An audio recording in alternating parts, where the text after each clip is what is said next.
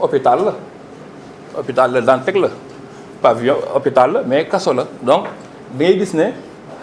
bërëb boobu dafa am un statut particulier te ñu fa nekk tamit naam ay détenus lañ mais nag dañu feebar te ñi fa nekk feebaruñu feebar bu oyof te pavillon foofu ñii dañuy jóge fépp ci Sénégal di nga gis koo xam ne mi ngi ci kaso bi feebar nekk Vélingara dañ koy transporter indi ko pavillon spécial kii jóge Saint-Louis kii jóge Matam kii jóge feneen dañuy indi au pavillon spécial su dee ñoom région bu ñu nekk mënuñu am prise en charge boobu te très souvent day nekk prise en charge yoo xam ne dafa diis man daje naa ay détenus yu bëri yoo xam ne su ma teg ñoom pavillon spécial dañ ma naan directeur man bëgguma grâce de man lu tax mu ne dama bëggoon toog faju loolu dañuy wax ne que prise en charge bi au niveau du pavillon spécial des prise en charge bu diis loo xam ne ñu ko mën attan bëriwuñu ba nit ñi dañuy bëgg a toog foofu ba faju ba wër donc ci lañ ko yóbbu foofu dañ ko yóbboo foofu le premier donc soo leen seetloo Rebeuss daanaka ñaari guddi la fa def ci benn fan ñaari guddi ba mu ñëwee le 29 ci guddi la fa fanaan le 30 ñu wutoon ko rendez-vous le premier mu xëy dem pavillon spécial ñu transféré ko sur billet d'hospitalisation du médecin avec bien entendu l'apport du médecin-chef de l'administration pénitentiaire ñu accepté ko foofu suivre instruction docteur bi lu ñu ko war a defal yépp ñu ko koy defal suba ngoon ci la fa nekkee ba chaque jour soins yu mu war a jot mu jot ci anam yu mu waree seulement ci guddi juróom-ñeent jëm fukki fan ci weer bi ñu nekk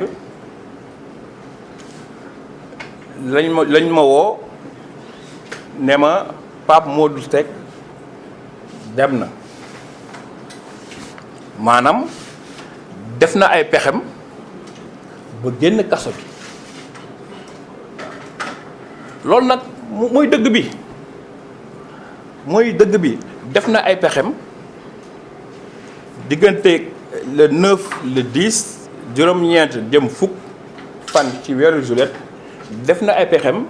ba nax na ñu ko waroon saytu ba dem na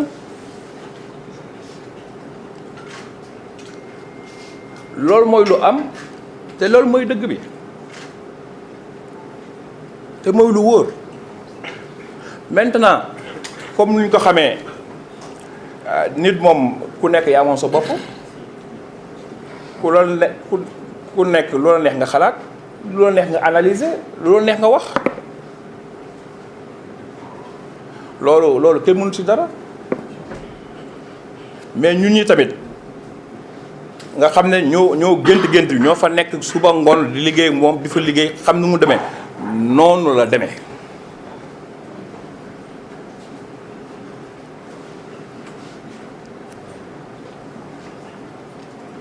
loolu mooy dëgg bi maintenant loolu su amee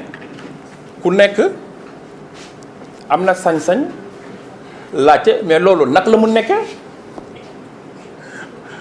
loolu tamit ku nekk am na sañ-sañ bi donc ba affaire bi amee parce que aussi évasion maanaam ñu téyle ci kaso ba rëcc ci kaso la bokk amul kaso àdduna bu dul am évasion mais mooy li ñu koy tuddee incident ñun bu ñuy gën a métti en tout cas ci profession bu ñu nekk nga nekk garde wala nekk ci kaso yore ko ñu ne détenu nax na la dem na loolu su amee rek c'est parce que yow mi yor ko seet saytu yow mi yor ko seet am na luy sooxe sa boor ba tax na dem bi su amee dañu koy nangu wax ko après nag def lu ñu war a def parce que lu am solo mooy ñun suñu liggéey takk der bu ñuy def nii dañuy anticiper comme ni ko tubaab di waxee lépp lu war a am ci kaso ñun xam nañ su amee lan la ñu war a def du ñu bàyyee ba mu am ñu toog di xalaat donc évasion ba mu amee directeur bi fa nekk ak surveillant yu ñu fa nekk ñoom informé nañ seen patron koo xam ne kii mooy responsable juróom-ñetti kaso yu nekk Dakar yëpp moom mu wax ma ko man ma wax ko ku mu ko war a wax directeur bi comme dañ ko dénk juge du deuxième cabinet moo ko dénk wax na ko procureur loolu mooy lu njëkk loolu su weesoo mais ñu dem xool def constatation yu xool mais lii naka la mu nekkee parce que loo gis rek am na explication dem na waaw mais naka la def ba dem loolu ñu ngi ciy saytu am na élément yoo xam ne am nañ ko mais loo gis rek balaa ngay wax appam dafa war a jot donc def nañ constatation bi officier de police judiciaire yëg nañ ko ubbi nañu enquête administrative parce que xam nga évasion su amee ñëpp a ci am parce que c'est un délit yow mii ñu dégg surveillance bi am na ay charges yoo xam ne mën na peser sa kaw parce que ak lu munti xaw négligence moom il faut mu topp la ak lu munti xew donc ubbi nañ ak enquête administrative on a pris des mesures jël nañ ay mesures conservatoires tout le temps ñu ne waaye lan ngeen def mais am na loo xam ne tamit suñu koy def mais day yem suñu biir am na loo xam ne dafa bokk biir administration pénitentiaire léegi mesures conservatoires yi ku nekk fu muy liggéeyee soo defee erreur wala nga juum wala nga def faute suñuy jël yenn daan yi sa kaw mais kenn du jël tama wala dem Facebook di ko fa def day loo xam ne dafay yem suñu biir li mu leen mën wax mooy jël nañ des mesures conservatoires également xam nga ne évasion fu mu amee day am enquête judiciaire day am enquête judiciaire boo xam ne tribunal moo koy saytu de ce fait que yéen mesures yu ñuy jël yëpp yu concerné agent administration pénitentiaire balaa ngeen yëg na rek am na lu ñu leen daan fekk ñu place leen mandat dépôt te mandat dépôt loolu c'est une action judiciaire maintenant ñun sur le plan disciplinaire on a pris les mesures yoo xam ne conservatoires pour vraiment yoo xam ne moo ñuy yóbbu ci fu dëgg bi nekk xam déjà kii dem lu mu def ba dem te tamit fexe ba lu ñu daloon dootuñu dalaat xam nga tam loolu tam mu am solo ci mbir dala su la daree da nga war a xam naka la demee pour nga mën a situer responsabilité yi ku def ak ku deful ak naka la ko defee mais également da def tout ba li la daloon bu mu la dalaat jàngat bu am solo la boo xam ne ñu ngi ci nekk enquête bi nag mi ngi dox ñi ngi ci kawam am nañ ay éléments mais motagul su matee ñun dinañ ci jël ay matuwaay ba tam xool naka la ñu koy yeggalee tamit parce que tam du lépp tamit la ñu war a communiquer parce que tamit ñun dañu nekk ci service boo xam ne le caractère secret de la défense et de la sécurité tam dafa am solo ba mu amee tamit ci première waxtu yu jiitu yi def nañ du ñu naan avis de recherche et d'arrestation xam nga balaa nga def communiqué yi ay kii yooyu il faut nga def ko ba pare parce que soo defee communiqué day gaaw a tasaaroo te ñu war a taxaw pour barrer ko ñu war a taxaw pour xool fu mu nekk dañ leen di jiitu donc loolu yëpp dañu ko def ba pare soog a def communiqué bi donc police ak gendarmerie yëpp yegg nañ ci waxtu yu njëkk yi que Pape Modou Seck génn na ci kaso bi daw na waaw génn na ci kaso bi daw na te man soo leen seetloo man saa yu may wax ak ñi heureusement évasion génn daw bokkul torop ci esprit sénégalais gis nga camp pénal bi ñu nekk tey suñu bon bunt bi ne dem leen suñu bon bunt bi rek seetaan maanaam soo jëlee téeméeru pàcc juróomi ñooy dem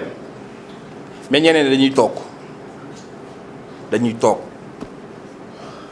teggu tuuma dignement mais nag juróomi dinañ dem àdduna nag noonu la te loolu tamit il faut que ñu accepter ko donc les recherches se poursuivent maanaam seet bi mi ngi continuer ñu ngi continuer di ko seet fu nekk waaw gisaguñu ko nag mais ñu ngi continuer di ko seet fu nekk sànq li ma doon wax mooy saa yi ma demee ci kaso lu may gën a waxtaan ak ñi caabi fete gannaaw mooy ñaari mbir mooy grève de la faim ak rëcc daw de ñaari mbir yoo xam ne amul solo te da lay retarder soo amee lu la metti wala li nga bëgg a ñaxtu defee ko neneen lu di daw wala di grève de la faim parce que da lay perdre le temps rawatina daw parce que comme ngeen ko xamee daw day yokk xar bi karaw parce que soo dawee li ñu lay toppee day tegu daw bi ñëw yokku ci parce que daw c'est un délit boo xam ne code pénal prévoir na ko te daan na ko donc de loo xam ne vraiment nit ñi détenus yi suñ ko mënee éviter dañu ko éviter parce que amul solo da lay perdre loo sa temps te Sénégal àdduna moom day yàgg rek ah dinañ la gisaat dinañ la jàppaat di nga ñëwaat te amul solo fu may jeexale j'espère que waxuma lu bëri mooy damay lancer un message à Pape Mamadou Seck waaw je crois que am na solo trop parce que xam nga évasion su amee ñun ñi nekk administration pénitentiaire war a yore kaaraangeem am nañ ci responsabilité c'est une faute matt di la suñu boor parce que nit waruñ la ko mun dénk mu dem ak nu munti demee donc ñun suñu part de responsabilité ci loolu dañu koy assumer waaw te luñ ci war a def lépp ba situer responsabilité yi benn ñaar lu ñu dal du ñu dalaat dinañ ko def mais tamit lent am na kii dem am na responsabilité parce que moom moo choisir dem part de responsabilité am aussi da ko war a assumer moo tax ma koy ñaan fii li mu def juumte la na delloo ci xelam ñëwaat pour ñaari mbër bu njëkk bi mooy mu ñëwaat dellu ci faju parce que soo gisee ñëpp ko pavillon spécial te ñi nekk rëbës kenn xamul seen lim ay ñaari jullit lañ moom ñu jël ko fa mu def benn fan ñaareel bi ñu wutal ko rendez-vous spécialiste ñu gis ko ñu ne ko toogal fii ñu bàyyi ko mu toog foofu c'est parce que ñi ngi jéem a dab àq ak yelleefam te bëgg nañu mu faju donc na dellu si pour faj benn ñaareel bi na dellu si teggu tuuma je crois que loolu moo ëpp solo wax nañ ne def nga dara yow jàpp nga ne defoo ko mais ñëwal nga taxaw nga teggu tuuma leneen lu mu munti def affaire bi day gën a compliqué rek ci amul solo c'est une perte de temps donc maa ngi koy ñaan mu dellu si faju tegg tuuma fi may daanalee également comme xam ngeen ne ñu ñëpp dañ koy wër damay ñaan aussi citoyen bi sénégalais yi vraiment ñu jàppale ñu ci waaw soo leen gisee également division bi dañ def une division large naam wax nañ ko police wax nañ ko gendarmerie mais ñun suñu compte Facebook def nañ ko ci parce que tam nit su rëccee da ngay def une diffusion large avec sa photo du caagan ne dañ ko bëgg a humilier wala dañ ko bëgg mais du noonu la procédure loolu la nit soo ko bëggee gis da ngay envoyer rechercher avis de recherche nga teg ko fépp foo xam ne nit mun na ko gis su ko gisee signal leen ko donc maa ngi ñaan vraiment sénégalais yi ñu jàppale ñu si parce que ñun si suñu liggéey dañ naan un évadé est un danger d'une façon générale xam nga nit su génnee kaso rëcc c'est un danger la pour boppam ak danger la pour population yi donc vraiment ñu jàppale ñu ku ci am information vraiment mu wax ñu moom it suñu déggee xam naa ne mu ngi ñuy dégg mu delloo ci xelam ñëw lu ci njëkk mooy faju parce que détenu yu nekk pavillon spécial naam ay détenu lañ mais malade bi moo ëpp détenu bi waaw parce que xam nga feebar rek am yenn feebar yi daanaka kaso la waaw soo jógee su la nga nekkaat kaso dafa mel ne nekk nga kaso ñaari yoon ce qui fait que traitement bu détenu pavillon spécial am nekkuma fi di justifier quoi que ce soit aussi bokkul ak traitement boo xam ne ñi nekk camp pénal ñi nekk gi ñoo ko lañ leen di teg bokkul donc pavillon spécial détenu malade bi moo ëpp doole détenu bi donc ci loolu waaw maa ngi daanele foofu di bamtuwaat sama appel bi képp ku ci xam dara nañ si jàppale moom su dee mu ngi ñuy dégg tamit na delloo ci xelam vraiment ñëw faju et puis teggituma vraiment maa ngi leen di gërëm di leen sant vraiment ci wuy si bi di wax ne nag mbir bi moom du leneen lu dul toj kaso noonu laa ko mun waxee ci olof toj kaso génn waaw parce que kaso moom suñ la génnee corvée ci biti sax ci buntu camp pénal sax nga jóge fa daw suñuy wax da nga naan da nga toj kaso dem waaw